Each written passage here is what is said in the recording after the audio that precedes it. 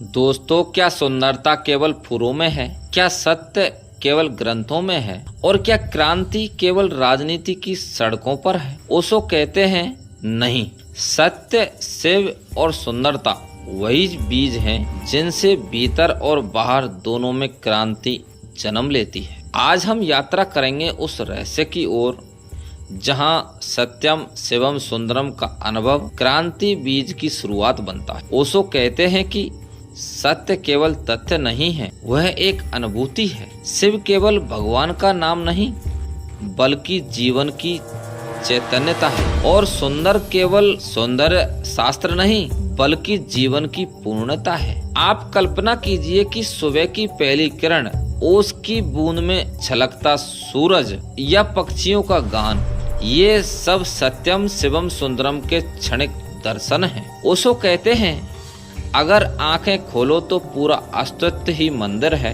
हर क्षण ईश्वर का नृत्य है। लेकिन समस्या यह है कि मनुष्य अंधा होकर जी रहा, वह सौंदर्य को देख नहीं पाता, सत्य को जी नहीं पाता और जीवन को शिव के रूप में नृत्य नहीं समझ पाता। ओशो बताते हैं, ध्यान का पहला कदम है सुंदरता को देख पाना। अगर कोई फूल को, आकाश को, नृत्य को या संगीत को पूरी गहराई से देख ले तो ध्यान अपने आप घटित होने लगता है। यहाँ एक छोटी कहानी आती है कि एक बार एक शिष्य ने बुद्ध से पूछा, भगवान ध्यान कैसे करें? बुद्ध ने कहा, जाओ और एक फूल को देखो, बिना नाम दिए, बिना तुलना किए, बस देखो। जब शिष्य लौटा तो उसके भीतर शांति थी।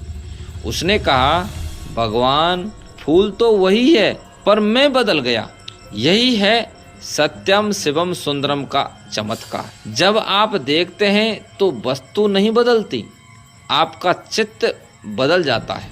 अब ओशो हमें भीतर से बाहर की ओर ले जाते हैं। वे कहते हैं, जब मनुष्य भीतर सुंदरता और सत्य को जी लेता है तभी वह बाहर की दुनिया में भी नई संरचना ला सकता है। क्रांति केवल राजनीति में नहीं होती, सच्ची क्रांति तब होती है जब मनुष्य का चित्त बदलता है। अगर चित्त वही पुराना रहे तो चाहे पूंजीवाद लाओ, समाजवाद या लोकतंत्र, सब ढह जाते हैं। ओशो का साहसिक कथन है कि नए मनुष्य के बिना कोई नया समाज संभव नहीं।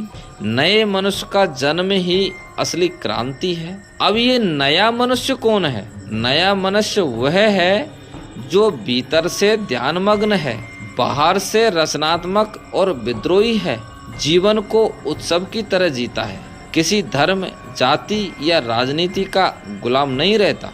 ओशो कहते हैं, अभी का मनुष्य न अतीत से मुक्त है न भविष्य के लिए तैयार। नया मनुष्य अतीत की जंजीरों को तोड़ेगा और भविष्य का द्वार खोलेगा। अब यहाँ सवाल उठता है, क्या सुंदरता और क्रांति का कोई रिश्ता है? तो ओशो का उत्तर है हाँ। जो भीतर सुंदरता देख लेता है वह बाहर कुरूपता को बर्दाश्त नहीं कर सकता। जिसने ध्यान में शांति पाई है वह युद्ध का विरोध करेगा। जिसने प्रेम को जाना है वह नफरत की राजनीति को स्वीकार नहीं करेगा। जिसने सत्य को जिया है वह झूठे समाज को चुनौती देगा। इस तरह सत्यम शिवम सुंदरम ही क्रांति बीज बन जाता है। ओशो अक्सर कहते थे, अगर तुम किसी फूल को सचमुच देख लो तो तुम्हारी राजनीति बदल जाएगी। अगर तुमने किसी बच्चे की मुस्कान में ईश्वर को देख लिया तो तुम किसी पर अत्याचार नहीं कर पाओगे। इसे हम एक उदाहरण से समझते हैं कि फ्रांस की क्रांति केवल भूख और अन्याय से नहीं हुई, वह इस कारण भी हुई कि लोगों के भीतर आजादी की चाह जागी थी।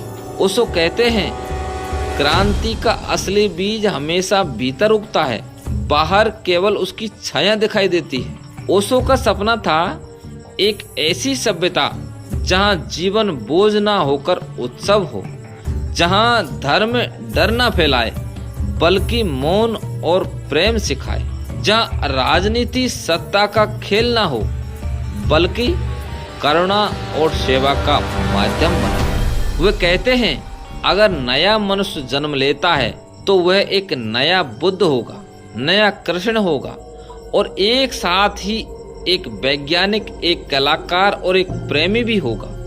वह विभाजित नहीं होगा। आज का सवाल यह नहीं है कि समाज कैसे बदलेगा। आज का असली सवाल है, क्या आप भीतर बदलने के लिए तैयार हैं? क्योंकि जब आप सत्यम शिवम सुंदरम को जी लेंगे तो आप स्वयं एक क्रांति बीज बन जाएंगे। और यही है ओशो का सपना। एक नया मनुष्य, एक नई सभ्यता, एक नया उदय। अगर आप भी इस यात्रा का हिस्सा बनना चाहते हैं तो इस चैनल को सब्सक्राइब करें और अगली कड़ी में हमारे साथ ओशो की ही और रहस्यमयी गहराइयों में उतरें। धन्यवाद।